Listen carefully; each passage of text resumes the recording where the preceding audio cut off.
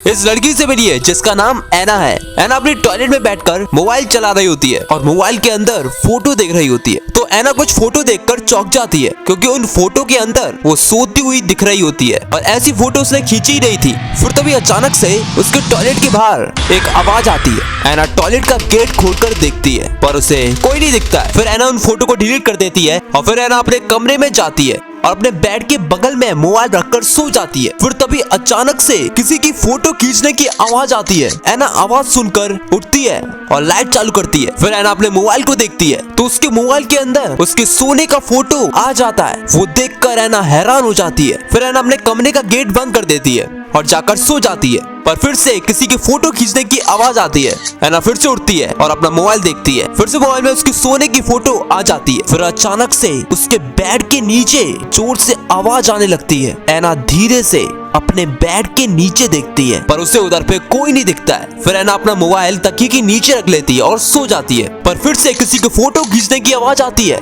फिर ऐना फिर से उठती है तो पाती है कि उसका मोबाइल तकिए के नीचे नहीं बल्कि टेबल पे ही रखा था। देखकर वो हैरान हो जाती है और फिर से मोबाइल पे उसके सोने की फोटो होती है। फिर इस बार ऐना फोटो खींचती है। जैसे ही ऐना फोटो खींचती है तो उसके फोटो में किसी का हाथ नजर आता है। फिर रियल में किसी का हाथ आता है और उसके मोबाइल को। इस वीडियो के बाद आप कभी रात में अपने स्कूल का काम नहीं करेंगे तो मिलिए इस लड़की से जिसका नाम ऐना है। ऐना अपने स्कूल का काम कर रही होती है तो वो पेंसिल से डायग्राम बना रही थी।